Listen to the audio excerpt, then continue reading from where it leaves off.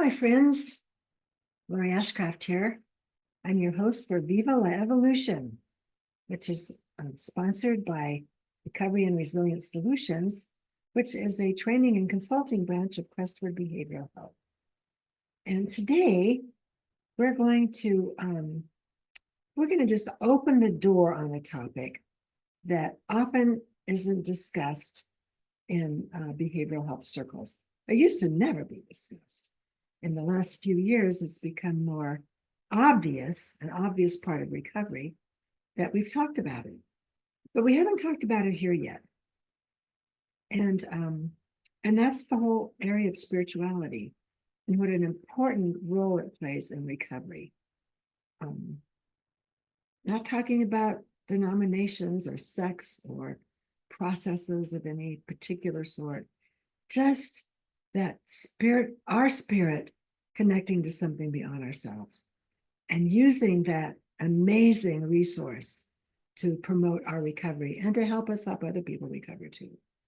I like to think of it as body, mind, spirit. In behavioral health, we are all about the mind. You know, we go on and on about that. Finally figuring out that we need to take care of our bodies. But spirit, not so much. But it's as of equal importance, or even maybe more, to the other two legs of that stool. So I've asked Julia Robles Scott to join me today. Julia and I have been friends for, I don't know, maybe 15 years. And she has had a remarkable spiritual journey and has gone on to be trained as a spiritual director and coach and minister. So I thought she'd be a great person to just begin this conversation with. And that's what I hope we're doing today. We're just opening the door to think more deeply into this area that you may not have given much thought to. So I don't think I need to say much more about it. Let's just take a look, talk to Julia, and see where we go from here. Okay, here we go. Okay, so Miss Julia, thank you for joining us today. You bet. Yeah, I'm so excited about us putting this topic out there because it's not talked about that much, and can be such a critical part of the recovery journey. Sure and I can. can't think of a better person than you to Oh, talk about this. thank you. Yes. You're so kind. Oh, well, it's absolutely true. Julia, why don't we start by you telling us about your recovery story? Hey, I'd be happy to. So let's see. Guess I could start when I was a youngster living in a small town in Nevada County. And I was pretty happy then. Things were going well until I was about 12 and we moved to a little bigger town closer to Sacramento. And I began to have some what I would call mental health challenges as I look back now on the things that were going on in my mind and stuff. And none of that was diagnosed. And my family of origin, we didn't, I didn't have any modeling for how to communicate and share feelings. We just didn't talk about our feelings. So I bottled everything up inside of me. And so I would say by the time I was 17, I had a lot of angst, and I think I may have been having some depression, probably some mood swings, and then I graduated from high school and started hanging out with these college teammates. I was kind of like a basketball star. And so I got recruited to Sierra I College. didn't know that about you. I started playing basketball. So one of the things to do in college is drink, right? Yeah. Well, I came from a religious family where we didn't drink. We didn't even drink Coca-Cola or coffee or tea, Oh, wow. right? Oh, wow. Okay. So, but here I was at 17, and I got introduced to alcohol. And boy, was that a relief. I could call it a relief because I Yeah. had all those feelings and built up emotions and Mhm. wow. So my relationship with alcohol started with me drinking way too much the very first time I drank. And Oh, so it was an unhealthy relationship. And at 18, I actually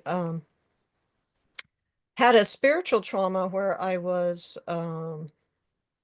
chose to be myself, which was not a person that fit into the box of what my religion of origin said I should be. And okay. so I was removed from the membership of my church of origin, which was very traumatic for me because I had been born into that church. I was a leader in the church. It Mm. was a huge part of my identity. Yes, yeah. And so, and I also felt like, because of what I was taught, that I may be going to hell. Okay. Yeah. So Because, that yeah. that really kind of like um didn't feel good. I Mm. started to look at myself differently, Mhm. like I was a bad person. Yeah. Yeah. And I started drinking and doing drugs for like the next 10 years. Okay. Yeah. Yeah. Yeah, and basically I put myself through hell. Well, you had a little help from the church, I would say. So anyway, um, probably about 8 years into that, right? I just got sick and tired of being sick and tired and Yeah. didn't feel like I wanted to live anymore. And so I wrote a note and took some pills and uh gratefully I woke up in the emergency room. Huh. So Yeah. someone found you and took you there? Yeah. Yeah. Yeah, I was in pretty unhealthy relationships over those years and Mhm. oh my gosh. Life was not easy then. I was trying not to feel my feelings, but Right. mostly what I felt was headaches a lot, hangovers. Yeah. I felt like I was poisoning myself. Mhm. And I had lived a pretty healthy life, so I knew the difference. And Mhm. it didn't feel good. But anyway, I was in the emergency room and no one was there. Just probably the clinician came in and asked me like a list of questions. Yeah. All I remember is being told I could leave. Huh. How Yeah, therapeutic. I know. I mean, that's what my memory is, right? Yeah. They Yeah. may have given me a list of resources, but I don't recall that. Julie, I just want to stop a minute and acknowledge that experience of being in a church, a circumstance where you were taught a certain set of guidelines and principles, and you did fine with all of that until at one point you became, I don't know, safe enough to express yourself. And when you really became yourself, that's what got you kicked out. So that's Yeah, like to just take that very special part of yourself and someone say, you can't stay, you have to go because of that special part of yourself. And yeah, it then was, the yeah, only place you could land, and this, I'm shining the light on this because it's not, well, it's unique, it's not uncommon that people swing from one one uh, one place in their life, as you're saying, was healthy eating and pretty rigid, it sounds like, guidelines, to just an open space. And the only way to cope with that is substance abuse or use. And that takes you down a whole other road for 10 years. And then you wake up in the ER. It's like, it's almost like, what happened? You know, who am I after all of this and all of this? right, right. Yeah. Yes. I like that you brought that up because I've noticed as I look back on my life how it's gone from one extreme to the other. And then I've come to find the balance or the medium Yeah. place that works, Yeah. right? Yeah. Yeah. And those wide swings are hard for human beings. You don't swing well that way. So congratulations for still being on the planet. Oh, thank you. I'm so glad I'm still here. Yeah, and too. And too. Yeah. So you woke up So, in the ER. yeah. And Did I nothing. was not done with my substance misuse Yeah. at that point for a couple of more years. And at the age of 28, so that was 10 years since I started approximately.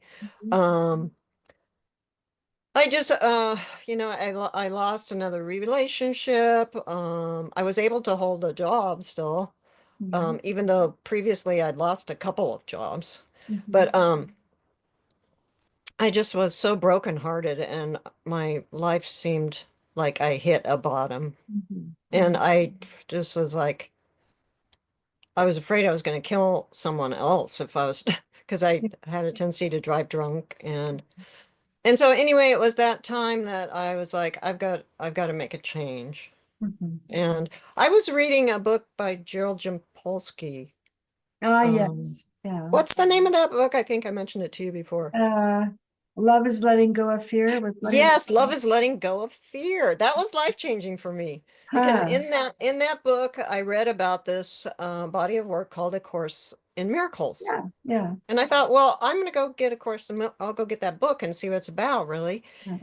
And then I found a small study group, and what it really was about is exactly what one of the things I needed, and it was about forgiveness, about forgiving Mhm. myself, Mhm. and I Mhm. was able to change the negative thoughts I was having toward myself and Mhm. about myself, and Yeah. start to learn how to love myself. Hmm. And that was really the Oh, beginning that's a for huge me. step. Yeah.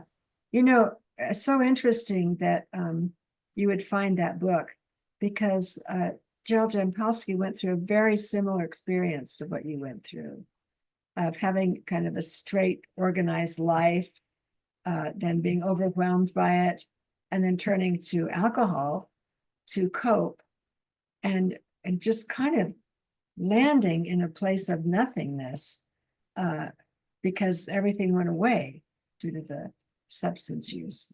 So, Yeah. yeah, you kind of picked up a book by an author who had a very similar experience to you. That's probably why it had such an effect on me. Yeah, yeah, could be. I love that you knew that about him because I probably did when I was reading the book or Yeah. whatever, but I didn't remember that. So Ah, thanks for yeah, bringing that up. yeah, Yeah, I don't believe there are any accidents. So right. Yeah. that was one of those things that was, Well, and the other thing is he found his way out of it through the Course in Miracles. So another common thing you have with him. yeah. Yeah. So yeah, so that was really profound for me and very important. And I also became a member of AA, Alcoholics Anonymous. Mhm. Mhm. And that was really great to find a community of people Mhm. who were having the same kind of struggles that I Ah, was. it's such And a relief, isn't it, to walk into a room and know that people there have had this, so you don't have to try to pretend or anything. yeah, they could We're relate. all the same here. Yeah, they could relate. We Yeah, know that what was you're good. talking about. Yeah, Uh-huh. yeah. And I had, a lot of feelings inside. And so when I first quit drinking, oh my gosh, I remember what it was like to start feeling the feelings again. They Hmm. were huge. But it was really great to have that 12-step support at that time. And yeah, and then, for a couple of years I was sober and didn't do any drugs, felt really great. And then I fell off the wagon again. It And then happened. but you know what? It was just like I had been sober more of my life than I had not been sober. So Uh-huh. I had that foundation of Yeah, sobriety that it was easier for me to choose that. It was like I yeah, want to feel good. I yeah, want to think more clearly. I yeah. want to be, have a life that is easier than what I've been Yeah. putting myself through, You had right? But a reference point to uh-huh. remember what it was like. Yes. Yeah. Yes. And then I got involved in the next relationship with a person that had an unhealthy relationship with alcohol. So Of then, course. so for like 13 years, I was in that relationship and I Oh, could not drink with a uh, partner that did. I yeah. just didn't have, it just wasn't working. So, anyway, that, that relationship ended. And the house burnt down and the dog and cat died. And so it Sounds like was a one of country the, western song. I know, right? That's why I say people could write a song about this one. Yeah. Yeah. And so I had a series of traumas in a very short period of time, like maybe Yeah. 3 months, right? And so I ended up walking away from the house that I co-owned. I actually moved out of Nevada County where I lived. I Mhm. moved to Sacramento. Mm. And so I was in this spiritual space where I felt like um my life was a mirror and it had cracked to pieces Mm. and there was nothing for me to grab onto. It Mhm. was everything had changed and dramatically and in a short period of time. And I did have a job in Sacramento as a direct support person Mm. for folks that I was six wonderful women that I was helping support and Mm. care for. Mm. And I got involved in another relationship and it didn't work out. And that was like the final straw. It was like I basically had a breakdown, mental health breakdown Yeah. at that time. And I was grateful that I wasn't drinking because I was in a very low point and I I knew that I needed to reach out or I was not going to make it this Mhm. time, Yeah. right? Just from my previous. So I dialed 911 and asked for help. And Yeah. I got some direction, and it actually was difficult to make an appointment with a psychiatrist, but I finally made it, and got a diagnosis and some medication, and I think that really helped save my life. Yeah. Sounds like it. Yeah. Yeah, and interesting. After about 9 months of being on medication, I started to feel really like flat. I would say Yeah. flat. Yeah. And I thought to myself, I wonder if this is what normal people feel like. Yeah. Yeah. Yeah. I But had the I all same experience did you? because I just struggled so many years with depression and anxiety and a few other things. And then when I first started taking antidepressants, after I finally found the right one, because in those days it was really a crapshoot to try to figure out what would work for you. I had that same thought because I didn't have to try so hard to calm down or try so hard to not be sad. I just was there. And I thought, well, this must be why everybody else doesn't get upset about all the things I get upset about. Yeah. Oh my goodness. So I guess one of the things that was a blessing about that job that I had was that I noticed that I was giving these women their vitamins every morning and I was fixing them breakfast, lunch, and dinner. And suddenly one day while I'm in this state of a breakdown, Mhm. it dawned on me that I was taking better care of them than I was myself. Yeah. Yeah. And I didn't know how to take care of myself very well at Mhm. all. Yeah. And so I did some, I started looking at how can I support myself. And Mhm. I was reaching out to my pastor for prayer. I was reaching out to a couple of friends because I actually was calling to tell them goodbye because I just couldn't, right before that, I couldn't live with the extremes of the Mhm. ups and downs I was going through. It was just unbearable. Yeah. But so anyway, I ended up displacing myself from that job because of my mood swings, and I lost my housing at the same time.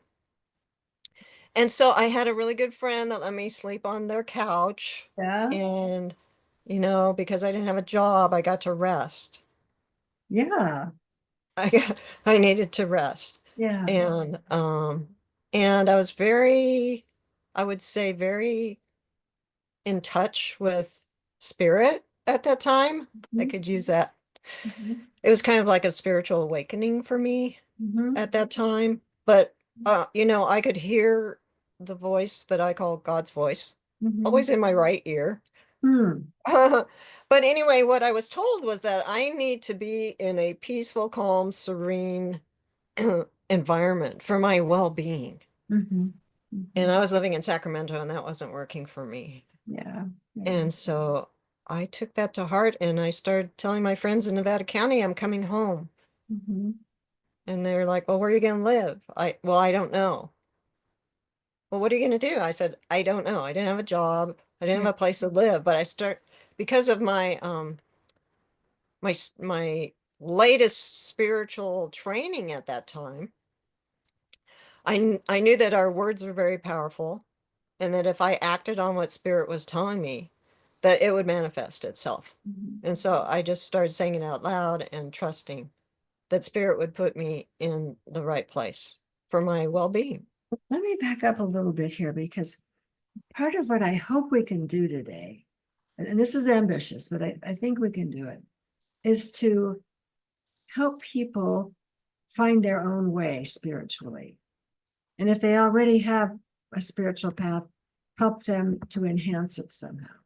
So let's just unpack this little piece you said about you you heard God's voice in your right ear, right ear. um, did you actually hear an audible voice, or was it a thought that you had? Did it feel like a thought or a feeling? What? How did you get that It message? was an actual audible voice. I mean, I heard it a few times, right? Huh. I Okay. mean, one time I was asleep and I Mhm. heard it so loud it woke me up. Huh. Huh. And But so that it can was, happen for some people. I yeah, think that's unusual. I think you're a special person to have that experience. Um, but uh, uh, most people, I don't think, will hear an audible voice. right, We get a thought or a feeling that we just know is beyond what we would have come up with. right. And that's how it usually occurs for me, right? Now, Okay, yeah. right? I think, I was in a spiritual crisis and I was getting some extra help there. Yes. Yeah. Yeah. Yeah. We did an interview a few weeks ago with Vaughn, who had some Uh-huh. extraordinary spiritual experiences that he shared with us. And it just, this there's something about human beings that when they hear that wisdom or that voice or whatever it is, however it comes, it could come as a thought or a feeling. Someone else could say something, you go, "Ah, that's right." It's that something you just know that it's the right voice, Yeah. whether it's a feeling or a thought, or in your case, audible. Yeah, yeah, Yeah. yeah. Or it can just feel like something struck a chord, right? Like, Yes, like resonance. uh-huh. Yeah, Like yes, in our heart, right? It's yeah. like, That's yep. really good. Yeah, yeah, Mm-hmm. yeah. Yeah. And I'm struck by what you said. You're staying at your friend's house and it was quiet. You didn't have to work. And for myself, and I've heard other people say this too, if we really want to get in touch with our spirit, we have to get quiet. Absolutely. I We think have so. to Yeah. not just have 1,000 things on our mind. Right. It could, spirit can blast through anything, but if we really want to try to be present for it, we need some quiet time. Yeah, I find it very helpful. Yeah, me too. Me too. Yep. Okay, so you hear the voice, and then, Uh-huh. I started saying out loud, I'm coming back home to Nevada County and so lo and behold, a friend of mine bought a farm and needed somebody to help her oh, on the land. And yeah. it bordered like 1,000 acres of ranch land. Oh And my she asked gosh. me if I wanted to come and stay in the trailer and help on the farm. And I'm like, yes, yes, please. Perfect. it was Yeah. perfect, exactly what I needed. Uh, And all I um, could hear were the coyotes and the crickets and the frogs and yeah, the cows now and then. yeah, And yeah. yeah. And I one of the things that I found that's really helpful for my well-being is physical labor. Mm-hmm. Like, I got to muck stalls sometimes and I got to repair fences and just, work in the garden and be outside breathing fresh air. And, I just love that. It's good for my well-being. Well, I think you just hit on two things that are really important. One is physical, whether you go to a gym and exercise, or whether you take long walks, or whether you're doing physical labor. That's so good for our mental health. But I think it helps our spiritual health too, to really use our bodies. And then the other thing you're really talking about is nature. And a lot of people find nature as a path to enhancing their spiritual journey. They learn from it. They're comforted by it, or they feel safe in it. Um, they feel connected. I think that's the word. They feel Mhm. connected to something beyond themselves in nature. Yeah. Yeah. I've heard quite often that people, that is their spiritual practice is to be in nature. Huh. And I can totally relate because when I'm in nature, and when I was a kid, I just ran free in the woods. Yes. Those were the good old days. Yes. And so, I climbed trees and caught frogs. You probably did similar things, Oh right? yeah, yeah. I Yeah. was big Uh, into frogs. yeah, we have those things in common. And you know, later on, just in the last 15 years probably, I found out that if a person is depressed, if they actually hug a tree, that the tree emanates an energy that will help Ah, lift depression. oh, for heaven's sake, I'm not surprised. Yeah, I haven't heard that, but I'm not surprised. yeah, yeah. And so yeah, being in nature for me, and I felt like an only child, but my brother showed up when I was 6, and my mom was busy taking care of him, so I was just out in nature. Yeah, And because I was raised in a religion, I never felt like I was alone. I always felt like God was there, yeah, right? yeah, And so that connection to nature has always been huge for me. yeah. Me too. And for me as a person, that as the person that I am, I need to be in nature where it's quiet. Yeah. I got really clear when I had that breakthrough or breakdown, whatever you want to call it, Yeah. that was the voice I heard, and I still need the same things, Yeah. Right. even though, I'm not in that same psychological crisis, but Well, nature is a huge one. yeah, once we get attuned to it and know how to listen to it and learn from it, it becomes a key part of our well-being, our spiritual well-being, especially. Hmm. Hmm. Okay, Yeah. so I'm going to get back to the story now. Okay. So that was a fun little. So where did we leave off? You're living on the farm now. Yes, yes, and the opportunity came up for me to get additional work because I was just part-time, right? And I was going to 12-step meetings there. And somebody at a 12-step meeting said, I overheard them after the meeting say, Spirit Peer Empowerment Center is hiring crisis peer counselors. And I didn't know about Spirit Peer Empowerment Center. I didn't know, but there was something in me that just like woke Yes, up and took, yes. I listened to that. And they said, and the application needs to be in tomorrow. Oh wow. So I just walked over and I said, what is this place? Where do I get the paperwork? Yeah, I need to yeah. fill that out, right? It was one of those things, right? Like you were saying, how somebody might say Yes, something and, yes, yes. it would, and So so yeah. before our viewers, Spirit House is a peer operated center. Um, with lots of activities and fun food and uh, classes. Am I just doing okay with that? How would you describe? Yeah, Okay. yeah. Groups, classes, peer support. Yeah. And you probably didn't know what peer support was at the time. I didn't. Yeah. But somebody in Nevada County had a couple of people had started a new job for peer supporters to show up in the emergency department to Huh. support people in crisis. Yes. That was the job. And Huh. they hired me because of my lived experience. And Yes. this was the most amazing thing to me Yes.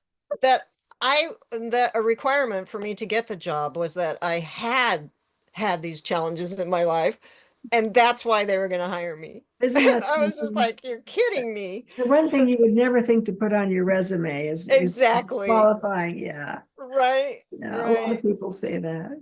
Yeah. Yeah. Yeah. And so I also had found a few years before that I had found a spiritual community that really was totally welcoming and all Hmm. inclusive of Huh. everyone. And so I could totally be myself. Yeah. You wouldn't And get I kicked was out take this time. yeah, and I was taking spiritual practitioner classes. Huh. Huh. Uh-huh, to become a licensed practitioner. And Mhm. so that's like a spiritual coach. And Yeah. so I was doing that and then I got this job and I started going into the emergency department to be with people who were in a crisis. And this was after the year 2008 when the economy took a turn, Mhm. and people were losing their jobs, they Mhm. were losing their housing, Yeah. they were coping with drugs and alcohol and ending up in the emergency room like I had done. Yeah. Yeah. And so I just thought this was the greatest thing, it was a God thing to me. It was Yes. like Yes. because of what I went through, I got hired at this job and then I got to be there for people. And Yes. there was no one there for me. And so I just felt like I was so blessed to be able to be there and listen to them and to let them know that I had had similar experiences.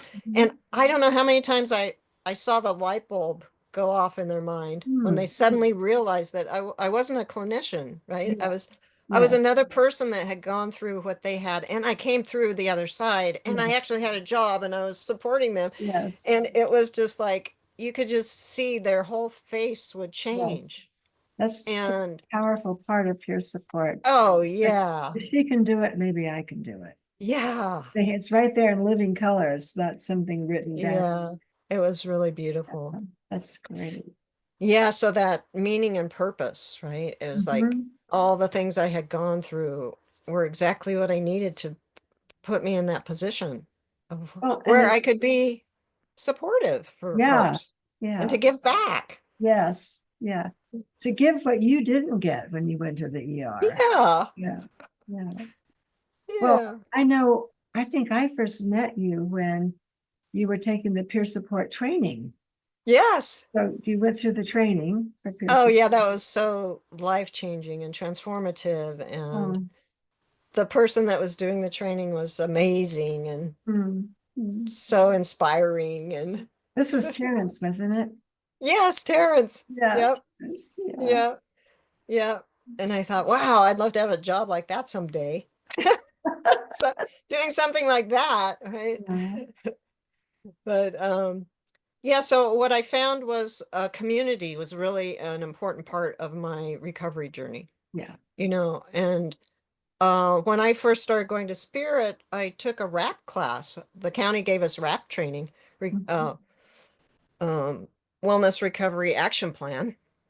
And I'll never forget when they were wanting us to write down 5 supporters. And I could only think of one at mm, that time. One person I could call if I needed to call somebody for support. oh, uh, And that was kind of eye-opening for me, yes, yeah. right? And so that rap plan was really helpful for Mhm. me. And now I've got so many supporters I can call. I just feel richly blessed Yes, that way. I'm sure you do. Yeah. And then fast forward, you continued your spirit training, and you are now a licensed minister. Yes. Yeah. So Um, it was one of those things too, and for our listeners, um, Lori and Jean hired me right. Yeah. at Resilience Inc.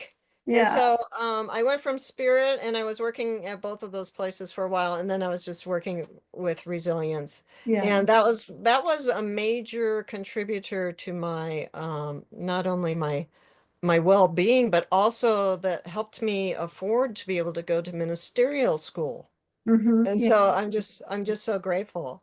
Yeah. It took me about 5 years to get through school, Yeah. ministerial school, um and yeah, so I feel like when I look back on my life that everything that happened Mhm. really was such a blessing. Right. I'm really grateful that I lived through it all Yeah. because Yeah. I would have missed out on so much beauty and Mhm. love and fulfillment Yeah. in life. Yeah. Um, and so to be able to be a licensed minister and do the work that I do at Crestwood is Mhm. just I just feel like, wow, what a great life. Yeah. What a great life. And I'm just grateful to be here. And I'm can we talk about Crestwood a little bit now? Oh, sure, you can, whatever. Yeah, I mean, when you know, when I was with Resilience at some point, right, Crestwood bought the training materials, and that's how I ended up with Crestwood. Yeah. And I was just like, who is this organization, this huge organization? And Yeah. Yeah. do I want to transfer over and be with them? I was like, Yeah. and it was like the one of the best things that's ever happened Um, again. And the fact that one of Crestwood's pillars of recovery is spirituality I was know. like, Yeah. oh, here, Julia, here's the universe saying, okay, we're going to put you right here in this place now, Yes. because that's where you can, do some more good work, Yeah. right? Yeah. And so I just am so grateful for Crestwood and their views around spirituality, because many of us know how important our spiritual practice and however we connect in with developing our spirituality, how much that has been an important aspect, if not the most important thing for my Yeah. recovery. Most people say that, that they were able to draw on that strength that's, let's just call it supernatural, because it's beyond natural. It's above and beyond natural spirituality. Let's talk a little bit about that, because some of our viewers might appreciate learning a little bit about how to gain spiritual competence. And if they already have a spiritual path, how to enhance it. Mhm. If it's just like a whole new space for them, where do they begin? And I find many people that I come across in our work have been what I'm going to call church hurt. They've had experiences in churches that uh, hurt them more than help them. That's having nothing to do with God or whatever you want to call a higher power, but just the misguided approaches some churches have had in the past, and I don't know, maybe still about um, about making rules that have nothing to do with spiritual development and evolution.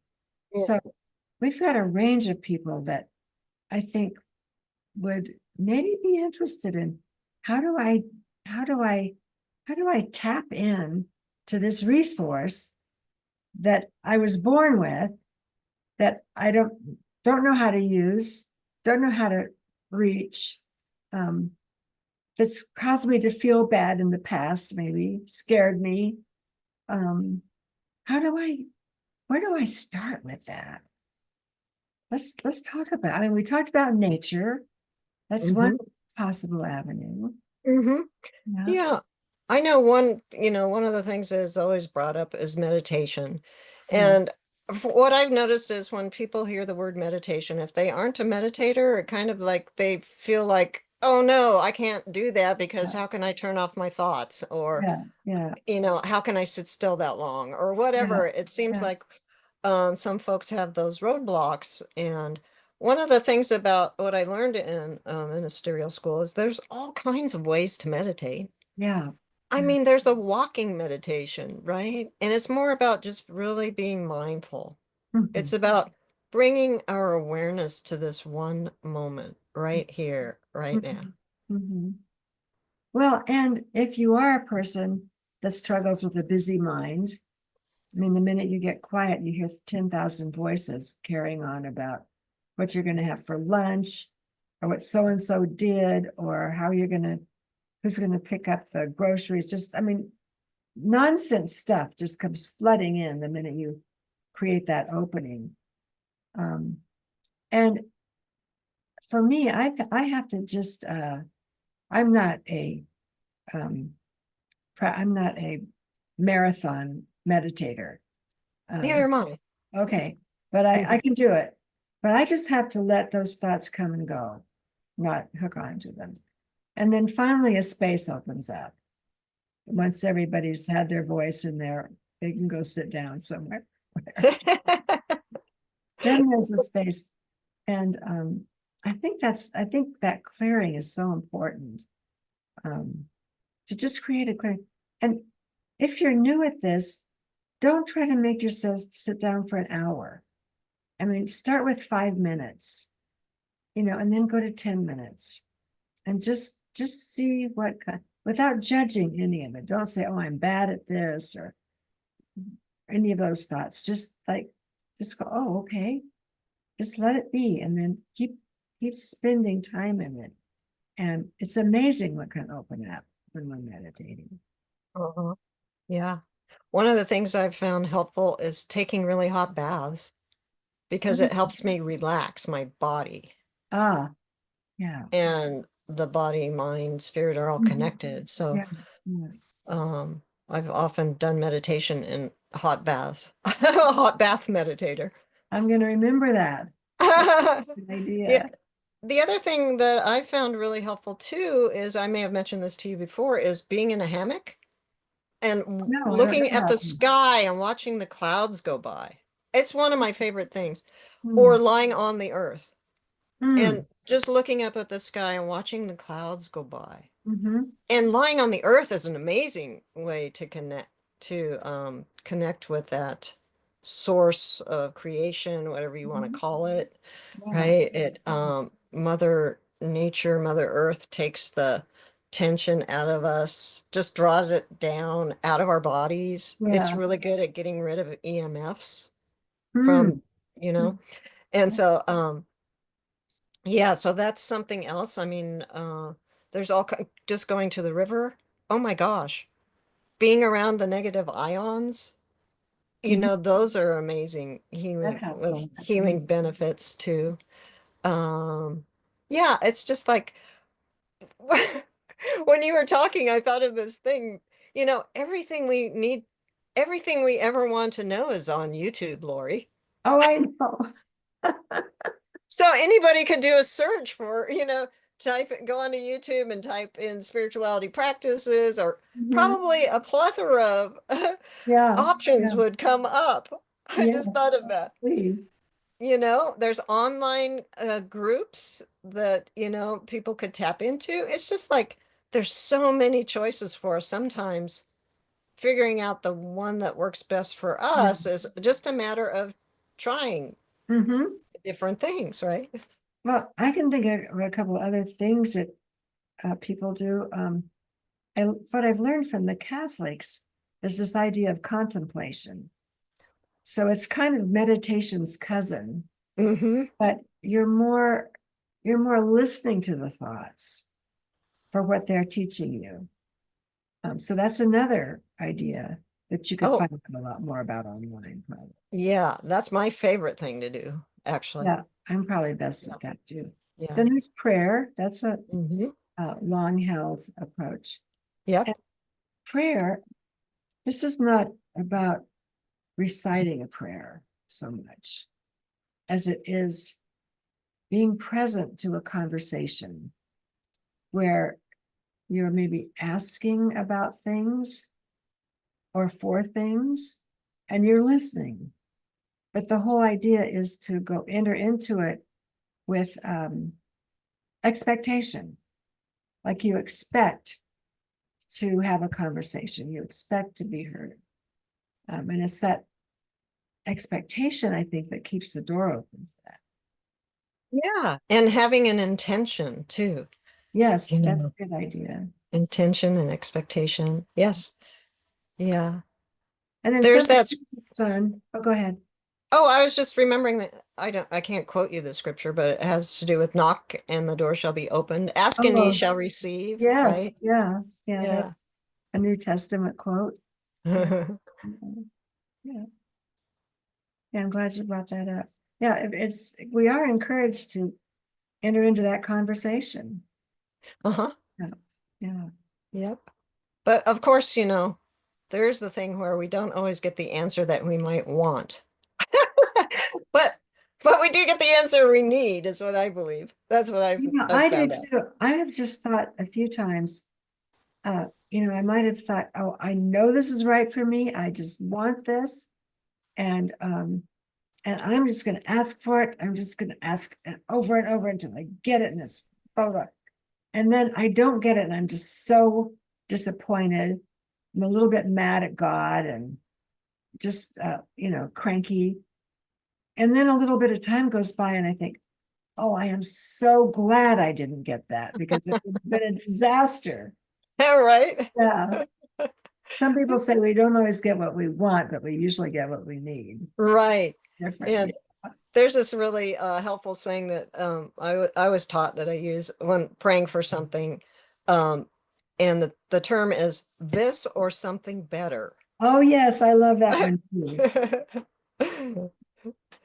Well, let's just, before we close up, let's just kind of think about, I mean, we've touched on this, but let's try to crystallize it for ourselves and for our viewers. What are the advantages of having a good, clear spiritual connection with a source beyond ourselves, whether you're a Buddhist or a Hinduist or a Christianist or a, a Muslimist person? What why why would we want to create a spiritual connection regardless of our path? What are the advantages of that? Well, the first thing that came to mind is that I wouldn't feel alone. That's exactly what I was going to say. Yeah, yeah, yeah. I think I recently read an article that said something to the effect that people who have a spiritual practice actually live longer They do. and they're That's more healthy. yeah, yeah, yeah. Um, And they recover more quickly from illnesses. yeah, that's it.